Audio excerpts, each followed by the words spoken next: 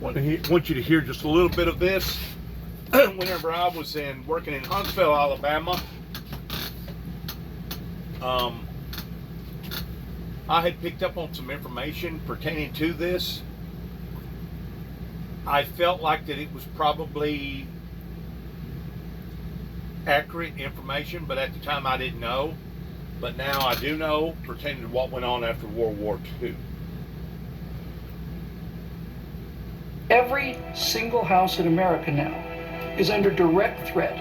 The Americans scrambled to respond with Vanguard, a satellite to rival Sputnik, but it was an embarrassing failure. All of a sudden it becomes clear to America that these Russians are doing things that we had not been able to do yet. It completely shattered American arrogance. The space race was on, and America was stuck in the starting blocks. President Eisenhower sprang to action. He created a new agency, the National Aeronautics and Space Administration. The Soviets had dealt a blow, but Eisenhower had an ace up his sleeve, a German rocket scientist named Wernher von Braun. Wernher von Braun, before Apollo started, before NASA even existed, was by far the leading expert on rockets in the entire planet Earth. During the war, the square-jawed von Braun built rockets for the Axis powers, but he was never fond of using them as weapons. His dream was space exploration. He didn't want to be in the weapons business. Wernher von Braun wanted to be in the rocket business. After his first V-2 rocket attack started landing in England, he was quoted as saying that my rocket worked perfectly, it just landed on the wrong planet. At the end of the war, the CIA ran a covert mission to snap up Hitler's rocket experts before the Soviets got them. Codename Operation Paperclip. Operation Paperclip was something that helped to build Redstone Army Base after World War II, that even to this day, or it used to be, whenever they would turn on their underground turbines, that it would literally drain the electricity for a few seconds, to the extent that either your electricity went completely off or it dimmed or weakened and blinked a time or two whenever they turn these big humongous turbines on to do experimental underground testing. The Soviets got most of the actual boosters, but America got most of the scientists. That gave the Soviets an initial lead, but America had the brain trust. With the Sputnik beeping overhead, Ike shipped von Braun and his team to a top-secret rocket base in a town few had heard of. Huntsville, Alabama, 1961. So now you've got these German rocket scientists. Most of them don't even speak any English. They go to the Marshall Space Flight Center in Alabama, in Huntsville.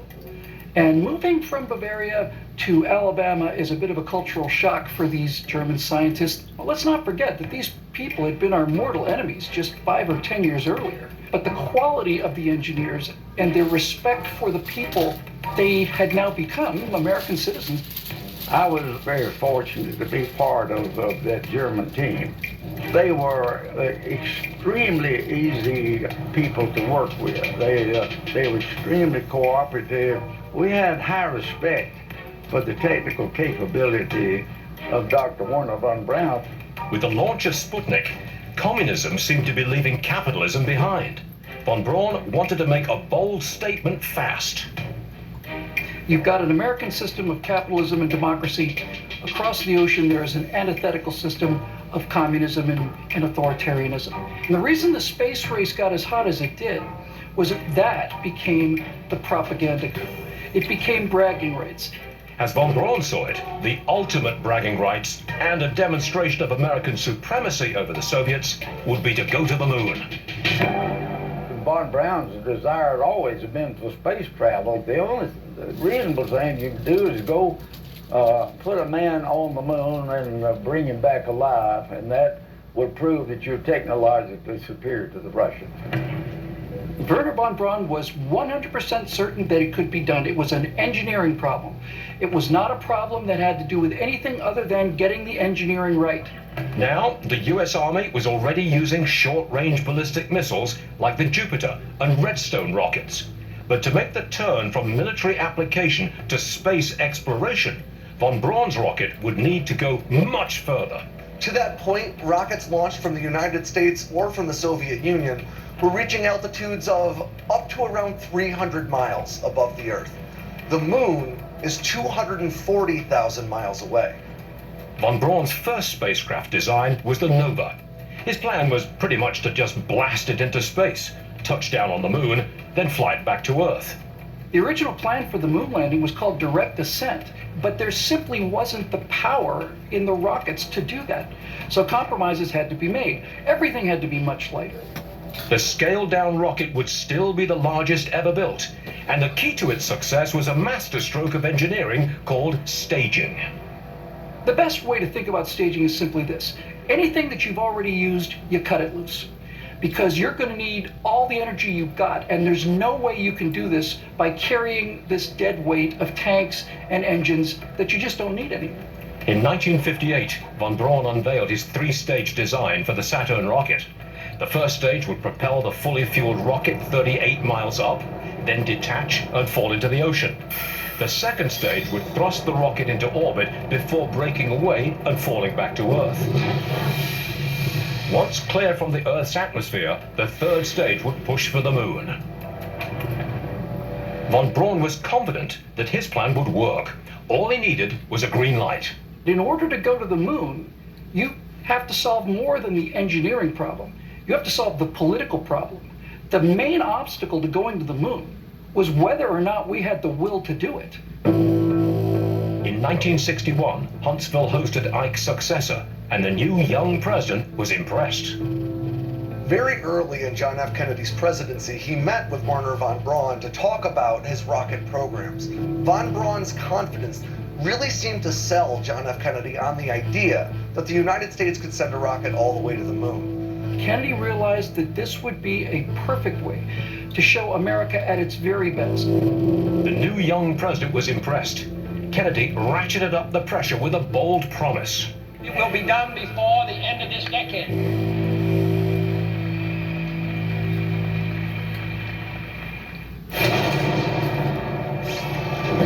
Wow, we're crunching.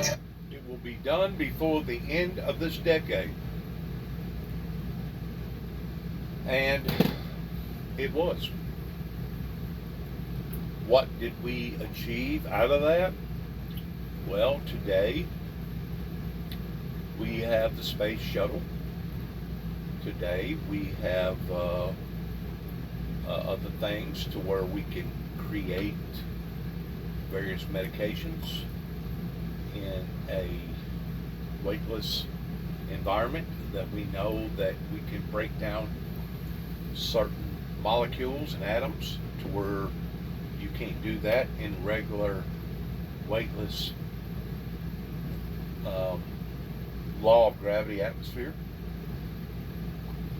And there is other benefits to being in a weightless surroundings that they're just now starting to figure out, and it's basically in its infancy stage of that, in which what they can do in leaving the Earth and going to either the moon or Mars or other planets.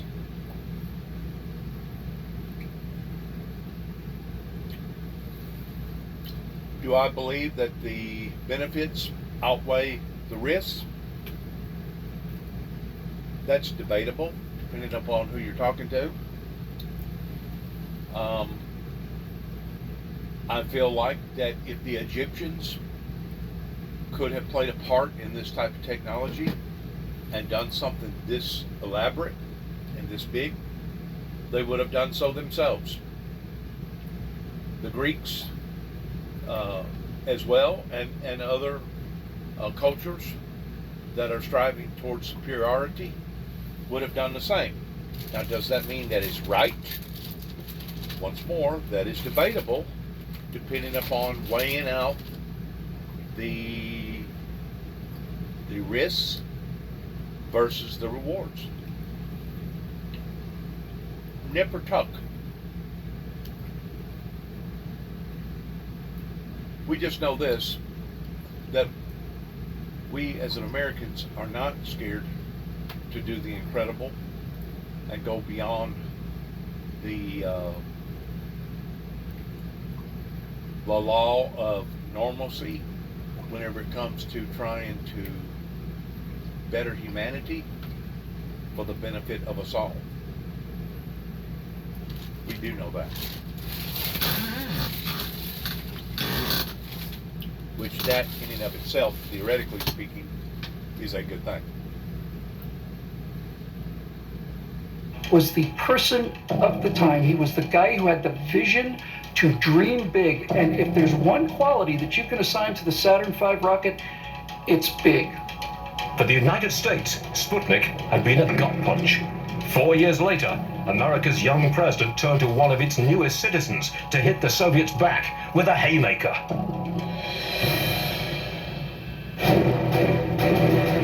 Kennedy vowed to go to the moon before the 60s were over. Wernher von Braun was one of the few not caught off guard by the president's pledge. Some of us at the working level were looking at each other wondering, well, how are we really going to do this? But von Braun was dancing in the streets. He was so happy with the decision. So he was a dynamic leader, and he had full confidence that we could do it. And I guess that confidence exuded right on down through the ranks. Kennedy's promise was the commitment von Braun was waiting for. But the task of lifting 6 million pounds out of Earth's gravity was more than daunting. In order to get that much weight off the ground, you needed an absolutely enormous rocket with very, very high thrust. Von Braun went looking for an engine with unearthly specs. He found one the Air Force had shelved, called the F-1. You've got millions of pounds sitting on the pad, and you've got to lift all of this straight up. You've got to just brute force this thing up into the sky. And the only way to do that was with the F-1 engines. In an F-1 engine, the liquid fuel would first pass around the nozzle to cool it. Then it would enter the combustion chamber where it would ignite to produce 1.5 million pounds of thrust down through the nozzle. The F-1 would be the most powerful liquid-fueled rocket engine ever built. The F-1 engine was and remains the most powerful rocket engine ever made. But even that was not nearly enough. Von Braun's moon rocket would use not one, but 5 F-1 engines. The 5 in Saturn V represents the 5 powerful F-1 engines that powered the first stage of the rocket. In less than 3 minutes, the 5 F-1 engines would burn through 200,000 gallons of fuel just to get the rocket out of Earth's orbit. Von Braun knew the sheer weight and volume of fuel, combined with the vibrations of the 5 massive F-1 engines, would mean setbacks were inevitable. The F-1 engines were so powerful that their vibrations ran the risk of tearing the rocket apart before it could even lift off. The only way to succeed was to fail, again and again and again. A lot of people tried to learn how to fly before the Wright brothers, but the Wright brothers did it because they were incrementalists. They understood they had to start with the basics and then make incremental improvements and build on that experience. The exact same thing happened with the Saturn V.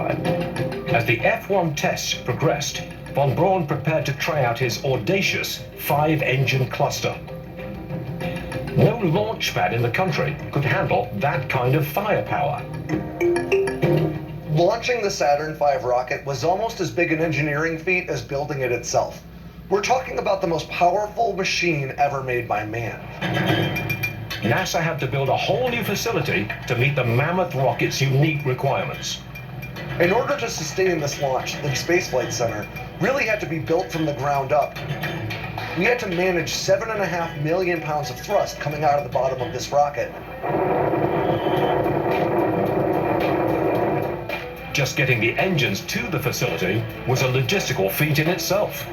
The roads didn't have to just be made wider. They had to be made stronger.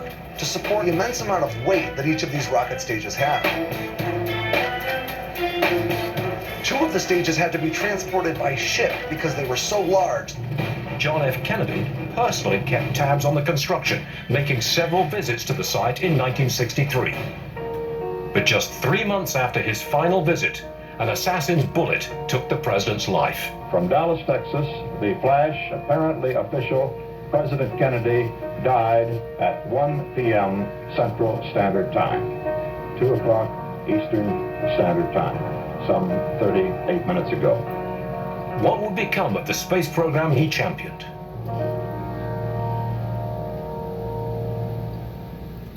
Critical Wall Street moves, big Washington headlines, and how it all impacts your wallet. She's got you covered. Elizabeth McDonald has the insight. Extremely, extremely sad to think that somebody with so much drive in supporting aviation in the space rocket program system from day one was taken from us because of various reasons that even to this day the American White House has yet to fully disclose. It's really horrifyingly sad when your government has to keep secrets like that just to prevent from innocent lives being destroyed. We don't know all the details about that assassination even to this day. I have my own theories about what prompted it, which was once more over greed, over money, over people making money in an illegitimate way at that time. Can I prove it? No. Is it just a theory? It will be just a theory until we all enter into the gates of glory and we find out the truth, the whole truth, nothing but the truth, or until the White House decides to release those documents that even Donald Trump promised to release, but never did. Never did. Maybe that was part of those documents that they found down in Florida that they were so particular towards wanting to prevent or keep from the general public. I don't know. Something worried somebody to the extent that they was willing to stick their necks out and go down to Florida with a warrant and basically do a shakedown on a prior ex-president of the United States of America. So that in and of itself speaks volumes about the severity that somebody obviously felt like needed to be dealt with before it did wind up on the streets and on our media broadcast system here in America. Must have concerned somebody towards what Donald J. Trump was doing. Somebody made a big hullabaloo over it. Now it's up to us to find out what the big hullabaloo was about. The tragic death of the space program's biggest cheerleader was a galvanizing moment. Lyndon Johnson named the new Space Center in honor of his former boss. And at Kennedy Space Center, NASA dedicated itself to make good on JFK's vow. To do that, Wernher von Braun's Saturn rocket would fire 5 massive F-1 engines in its first stage alone. Its second stage would launch it into orbit, and its third stage would shoot for the moon. The F-1 engine clusters were Saturn's muscle. I am an electrical engineer, and my job was to be sure that the rocket flew like an arrow. Flew like an arrow, instead of fishtailing all over the place. Mounted inside the second stage, the instrument ring housed all of the computer equipment needed to guide the rocket. we had this instrument unit controlling everything. That is one place that we got a gold star in our guidance control system. As the rocket hurtled skyward, these computers would be responsible for correcting tiny deviations in the rocket's course. It was a giant leap forward in computer technology. I am proud of that one little element, the instrument unit, which was the brains of the vehicle. I often got accused of being the brain behind the brains. By 1967, von Braun was ready to test Saturn's individual stages. This officially marked the start of the Apollo program. But time was against them. Kennedy's deadline was now just 3 years away. The United States had a really ambitious goal of reaching the moon by 1969. As they were designing the F-1 engines and the rocket itself, it really was an exercise in controlled risk. Catastrophic failure was still entirely possible. Despite the immense risk, Apollo 4 went ahead in the winter of '67. This would be the first fully assembled three-stage test, and the first time the world would witness the full power of the F-1 engine. Please clear the launching area.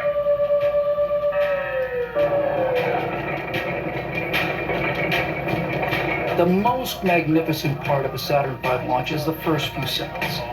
It is astonishing the amount of power that engine would generate, and when you put 5 of them together, to get your attention. Where go at this time.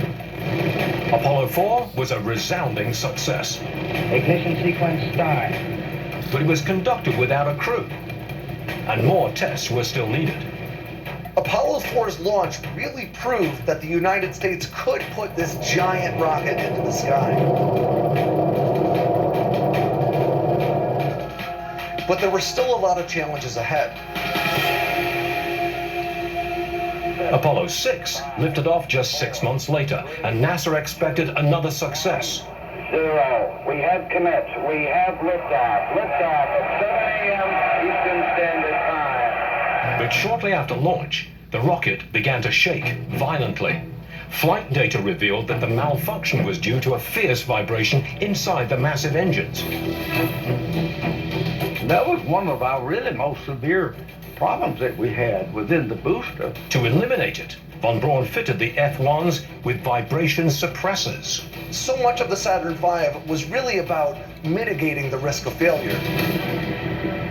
The clock was running down on the decade, so just 6 months after Apollo 6, NASA launched the Saturn V again. This time, there were 3 men on board. The rocket reached orbit without issue. All systems worked perfectly. Von Braun's Saturn V was ready for its ultimate test.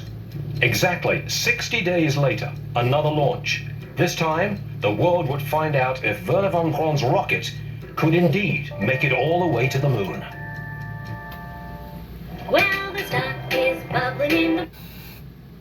I remember I was glued to the TV as a youngster, even though my grandfather died in 1969, that sworn to all us that they was only doing that stuff in Hollywood, that it wasn't real. The fact of the matter is, we did believe it was real. And like I said, we was glued to the TV almost in every second whenever they landed on the moon successfully and got out, and Armstrong said what he said about one great leap and one large step. It's a remarkable defeat for anybody to think that anybody could leave the Earth and actually go to the moon.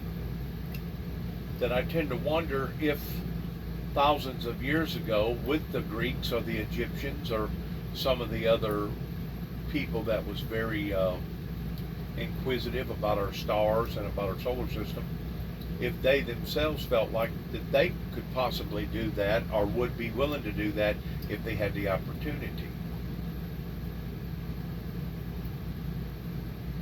And I still wonder that to this day. what was their thinking? How did they conceive looking at the very same atmosphere and the Milky Way and looking at the cosmos the way that we look at it today? What was their opinion about what that they was looking at, and how that they was interpreting the availability of man actually living beyond the perimeters of the planet Earth? We may not never know that answer, but then again, we may, depending upon if God wants us to know the answers towards all the questions in regards to those things.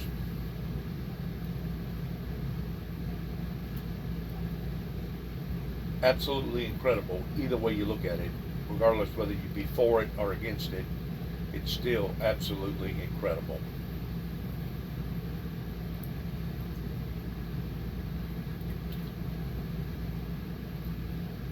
With flawless engineering, but building it, well, that's another story. See how they become real on American Built. Then, after achieving his dream, Ben Weiss is putting entrepreneurs. Let's go forward just a little bit here.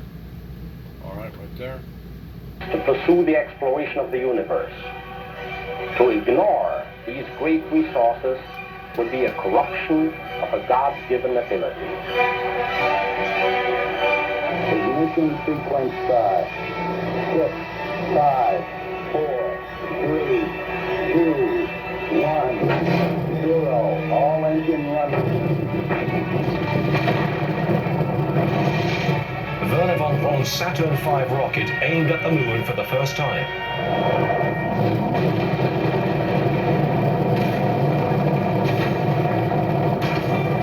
America was on the precipice of a milestone in human history.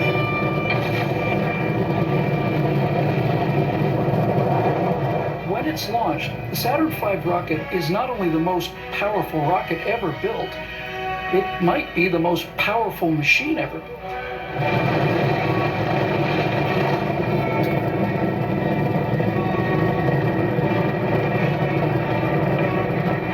You can feel it in your chest. You can just feel the air pounding in your chest as this monster heads up into the sky.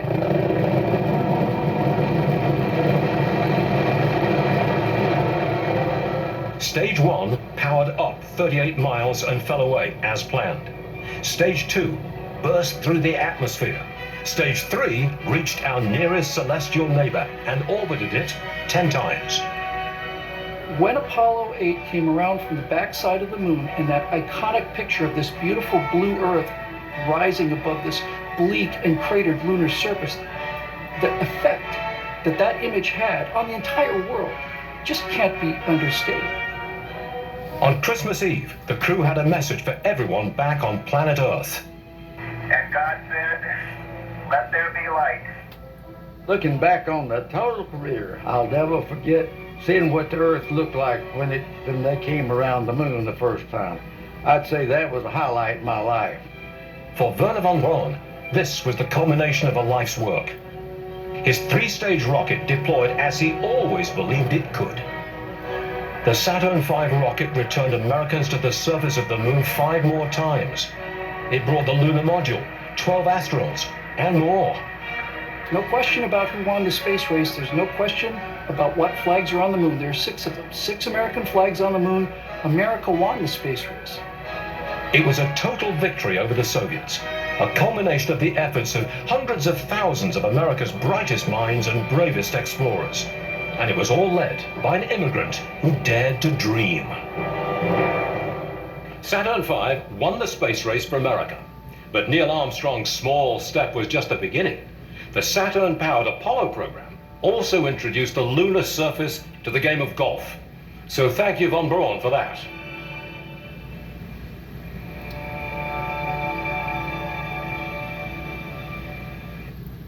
America, one of the greatest countries ever existed on the planet Earth. Thank you for listening. Good luck to all of us, and shalom.